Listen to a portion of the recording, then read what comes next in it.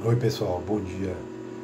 Muito provavelmente não poderei aparecer amanhã na apresentação por conta de uma possível contaminação do vírus da Covid, né? Para primar pela saúde de vocês, colegas, e também pela minha. Já vista que eu já tive inúmeros sintomas, como da primeira vez, né? Bem forte. Então vamos lá. Nosso assunto escolhido foi os processos eleitorais, tá? Que englobam o sufrágio e o mandato. Nosso grupo é composto por mim, Luiz, no caso, Daniel, Eduarda, Samuel, Daniel Cerqueira, Murilo e Beatriz. Ele já foi citado, como eu fiquei com o primeiro elemento do assunto. Faz-se importante falar de novo. Então o sufrágio nada mais é, gente, do que o poder conferido a pessoas ou grupo de pessoas para que de forma direta ou indireta exerçam a soberania na escolha dos nossos representantes, né, da gerência da vida pública. Portanto, nos institutos de democracia semi-indireta, existe a votação, onde o povo pode votar, no caso, sem eleger. Já nos institutos de democracia indireto, existe a eleição, tá? Onde o povo vota para efetivamente eleger, né, aquele mandatário. Então já temos uma primeira distinção, tá? Desconfigurando aquela noção de que sufrágio é algo simples, né? O voto em si é algo simples. Então existe uma série de nuances e é um assunto bem complexo. O que mostra essa complexidade, principalmente na questão do sufrágio como direito ou função, tá? O estado de direito do sufrágio, como ele se adequa na legislação em si. E existe um debate acalorado sobre isso, né, quanto a esse estado de direito ou função. Na primeira corrente, o sufrágio como função, que está atrelado ao conceito de soberania nacional. E o eleitor é apenas um instrumento, tá, usado pelo Estado. Não é a vontade autônoma do eleitor que intervém na eleição, mas a vontade soberana da nação. Nela encontra-se quase sempre o sufrágio restrito, a obrigatoriedade do voto e o mandato representativo, onde há uma atuação independente do eleito em face do eleitor. Certo? Então veja bem, as características do sufrágio como função basicamente são essas, tá? Uma atuação independente do eleito, aquele que foi imergido, aquele que está inserido naquele cargo público. Suas ações são autônomas às vontades do povo, sendo que o sufrágio, na maioria desses casos, é um sufrágio restrito, tá? Em contraponto e contrapartida, temos o sufrágio como direito. Nisso o povo tem todo o poder. Está atrelado ao conceito de soberania popular. Sendo assim, o povo é soberano, onde cada indivíduo é detentor dessa soberania, admitindo-se o voto do sufrágio universal como um direito, com seu exercício facultativo, e na natureza do mandato imperativo, no caso. Elege-se um funcionário público que está vinculado às vontades de quem o elegeu, o que não ocorre com o sufrágio como função, em que os desejos da nação vêm em primeiro lugar. Então o sufrágio como direito, né, no caso o direito subjetivo, tá? Quando a gente elege aquele representante, ele está totalmente vinculado às nossas vontades, tá bom? Então as possíveis promessas políticas, tá, os pleitos da população têm que, teoricamente, serem atendidos. Então, já vimos aí, a partir do estudo de sufrágio, né, que existe uma distinção muito importante entre povo e nação. Não somente no âmbito do sufrágio, tá, gente? Nós aprendemos, em teoria geral do Estado, que sempre se desvinculou o povo da nação, né? Inicialmente, na formação dos estados, a nação vem sempre em primeiro lugar. Os conceitos de soberania vieram nas últimas décadas. Então, graças a isso, né, temos o sufrágio como direito de função, tá bom? Mescla dos dois, tá? Essa teoria originou-se basicamente na Itália, mas eu creio que no Brasil também encontra-se o sufrágio como direito de função. É uma característica. Nós vamos ver agora, basicamente, como é. Admitindo-se que existe uma dificuldade de conciliar o sufrágio universal, fundado na soberania popular, com a obrigatoriedade do voto, fica em muitos países como a Itália a natureza jurídica do sufrágio como direito de função, tá? Então essa questão da obrigatoriedade do voto influencia muito, tá, nessa questão. Como função eleitoral, o sufrágio é direito público subjetivo, onde é conferido certos poderes ao titular, como de exigir a própria inscrição nos registros eleitorais, dentre outros, né? Exigir também a exclusão de eleitores, fazer denúncias e etc. Como o correto exercício da função eleitoral, temos aí o sufrágio como dever, obrigação do eleitor ou cidadão, onde ele não pode abster-se de votar e nem de vender seu voto. Portanto, a obrigatoriedade desse voto está relacionada ao seu dever cívico. Antes de falarmos, né, do tão famoso sufrágio universal que todos professam, né, que não tem nada de universal, vamos falar sobre o sufrágio restrito. Segundo os teóricos, o sufrágio é restrito não por se querer garantir o domínio social de uma determinada classe, mas ao escolher os melhores para votar, os mais capazes, os mais aptos.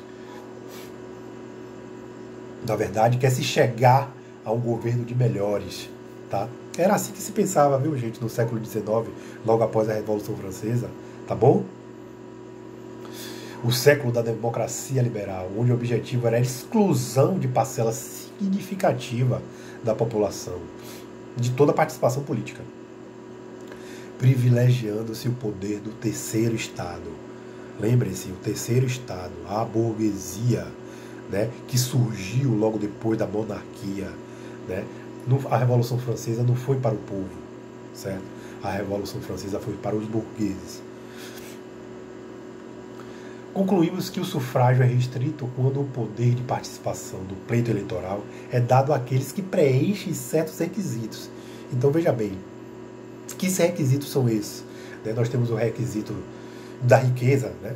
No caso, o sufrágio censitário já foi usado aqui no Brasil. De instrução, tá? Sufrágio capacitário. Classe social, sufrágio aristocrático. Raça, sufrágio racial. E o sufrágio masculino, quando se restringe o voto das mulheres. Agora vamos para o conceito do sufrágio universal, tá bom? Todo sufrágio é restrito, tá? Porém, o universal é restrito no menor grau e o sufrágio restrito é no maior grau. Então veja, o sufrágio universal também é restrito. Nem todos podem votar, nem todos podem exercer seu poder político. Mas, em comparação às outras formas de sufrágio exercida pelos estados ao longo dos séculos, é o mais democrático possível hoje. Portanto, conceitua-se o sufrágio universal como aquele que a faculdade de participação não fica adstrita a condições de riqueza, de instrução, nascimento, raça e sexo. Porém, existem restrições ao sufrágio universal quanto à nacionalidade, quanto à riqueza,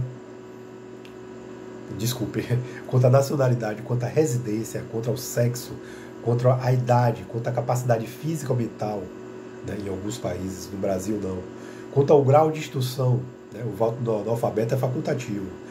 Quanto à indignidade, né, foi até pauta de conversas entre colegas, dadas as eleições atuais. Indignidade, serviço militar e alistamento. Tá? Vamos falar de cada um individualmente. Quanto à nacionalidade, é algo inerente, primaz, básico. Tá? Você nascer ou ter a nacionalidade daquele país em que você exercerá tá? Seu dever cívico. É comum de quase todas as constituições o primeiro requisito de capacidade política, o de vínculo pessoal, sendo a nacionalidade condição mínima de vinculação ao país. Residência, desculpa, no sufrágio universal, exige-se um tempo mínimo de residência, né, a fim de evitar abusos e manipulações do processo eleitoral, logicamente. Tá? Faz-se necessário o cidadão morar naquele local para que exerça, né, seu direito de votar naqueles representantes, etc. E assim não haver manipulações na democracia. Pessoal, quanto ao sexo, tá? O sufrágio quanto ao sexo. Veja bem, eu coloquei um asterisco até nos meus tópicos quanto ao sexo. Como eu falei anteriormente, né, algumas bibliografias em que a gente estuda estão um pouco defasadas nesse sentido, tá bom?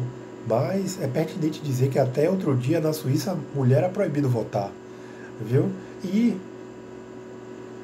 a primeira nação a permitir o voto feminino, no caso, né, os Estados Unidos, sempre na vanguarda com sua democracia, tá bom? No caso específico do Brasil, o voto feminino veio através de um decreto, né, do nosso finado Getúlio Vargas.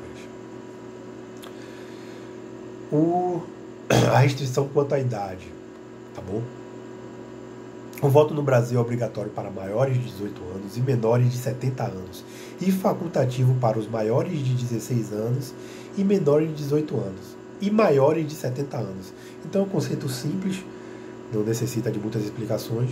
Tá? Agora, quanto à capacidade física ou mental, no livro em si, de ciência política, ao qual a bibliografia se encontra em tela, ele afirma que existe uma restrição ao voto das pessoas com deficiência física ou mental. Porém, no Brasil não existe, tá bom? A nossa Constituição prevê o alistamento do eleitor e o voto são obrigatórios para todos os eleitores com deficiência física, audiovisual e mental. Agora, tem uma ressalva, certo? Quando o eleitor, né, ele possui uma deficiência, tá, onde torna impossível ou demasiadamente oneroso sua presença no pleito eleitoral, ele pode sim requerer ao juiz eleitoral a expedição da quitação eleitoral com prazo de validade indeterminado. Tá bom? Vamos agora à questão do grau de instrução. Tá? No Brasil é facultativo os votos dos analfabetos, para aqueles que não sabem, o cara que não, apesar de que existe o analfabetismo funcional, né, que não é citado, né, mas que impacta principalmente nos cursos superiores, aquele analfabeto que realmente não sabe ler, tá, o mínimo educacional exigido varia de acordo com a nação. A Constituição Brasileira de 88 faz facultativo o voto do analfabeto, né, em seu artigo 14. Vamos falar agora sobre a restrição da indignidade, pessoal. Né? No caso, os detentos, né, as pessoas que foram condenadas por um tribunal, né, têm incutido a incapacidade moral. Tá? Ele não pode votar, certo? Quando ele foi condenado, processo transitado e julgado. Já a indignidade nacional, né, no caso a incapacidade política, né, no caso aquele cidadão que é quanto mais conhecido por professar ideologias ou comportamento em discordância com o regime político e social vigente, ele é restringido politicamente, ele tem a incapacidade política incutida, então, portanto, também não pode exercer seu direito ao voto. No caso a restrição quanto ao regime militar, né? Existe uma restrição aos soldados de pré, né, de exercer seu direito ao voto. Por quê? Imagine uma situação em que nós encontramos a tropa dividida, né? Principalmente agora, né? Tomamos como exemplo os últimos processos eleitorais. Imagine se pudessem votar, né, os praças, tá? Nessas eleições, o quão seria dividida a tropa. Então, com o objetivo de preservar a solidez dos laços de disciplina, a legislação eleitoral em alguns países priva o direito de sufrágio dos militares. No Brasil, a Constituição de 88 exclui do alistamento eleitoral os conscritos durante o período de serviço militar. Quanto ao último caso de restrição, gente, o alistamento, tá bom? No Brasil e em outras partes do mundo, faz-se necessário o alistamento para os eleitores do sexo masculino, para assim depois exercer seu direito ao voto, né, o direito do sufrágio. Portanto, é necessário ter o CAN, né, aquele registro de alistamento militar, para depois conseguir emitir um título eleitoral. Tá bom? Muito obrigado mais uma vez pela compreensão. Eu espero que na próxima eu tenha o privilégio de estar com vocês presencialmente. Eu passo a palavra agora para o meu ilustre colega Samuel. Obrigado e bom dia. Aqui, boa noite.